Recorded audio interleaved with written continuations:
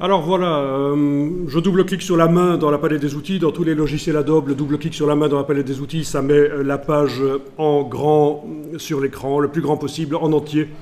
Et je vais importer l'image de la tête de mort, donc fichier importé. Je vais dans le dossier d'aujourd'hui et je vais chercher le PNG. Alors, je vois que la case liée n'est pas cochée dans ma boîte d'importation. Je vais prendre la bonne habitude de la cocher, liée. Comme ça, Illustrator regarde en permanence ce qui arrive aux fichiers sur le disque dur et comme on va les modifier à un certain moment, les fichiers dans Photoshop, pas celui-là mais les autres, on ira les modifier dans Photoshop. Donc il faut absolument que Illustrator regarde, entre guillemets, ce qui arrive aux fichiers sur le disque dur. Et ça, c'est en faisant le lien entre Illustrator et le fichier sur le disque dur. Voilà, je fais un cliquet glissé, évidemment, parce que si je fais juste un cliquet, ça va arriver à la taille qui est prédéfinie dans le fichier d'image. Je passe outre en faisant un cliquet glissé.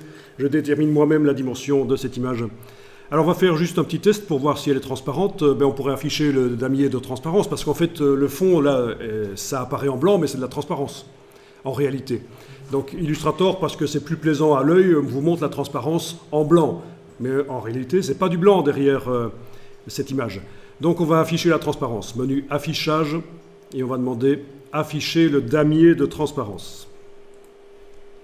Et voilà, vous voyez qu'en fait cette image PNG, elle a réellement de la transparence puisqu'il n'y a que des pixels noirs entourés de pixels transparents, entre guillemets, des pixels transparents. Alors, ce damier est assez désagréable à l'œil. Parce ça vibre, donc on peut aller le modifier la manière dont il apparaît. C'est ce qu'on va faire, comme ça vous voyez comment on fait. Je vous dis tout de suite, ça ne sera valable que pour ce document-là. Le document suivant que vous allez créer, c'est ce damier pourri qui va revenir, qui vibre et qui fait mal aux yeux. Il y a des systèmes pour que dans chaque document qu'on fait, le bon damier qu'on aime, agréable aux yeux, revienne. Ça, on verra à un certain moment comment faire.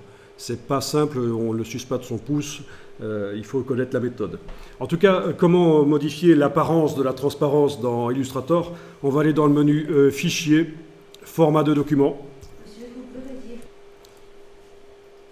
Donc, menu Fichier, Format de document. Et ici, vous avez ce qui concerne la transparence. Alors, on va choisir une grille grande.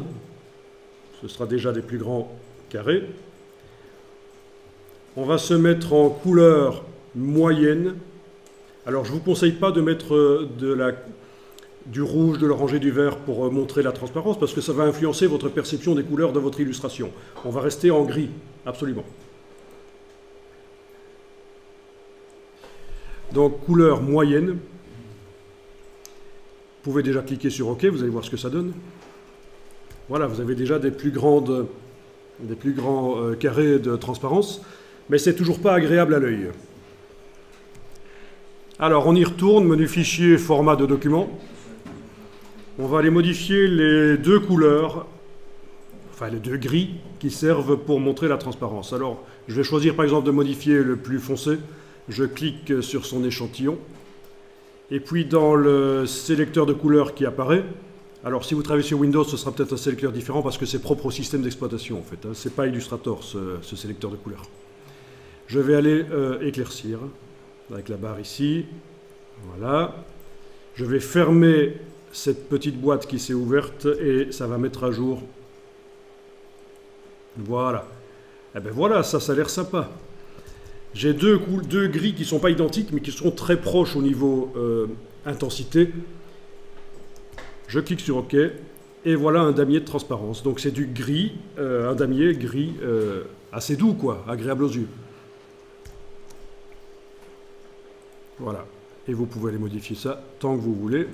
Il n'y a pas de problème.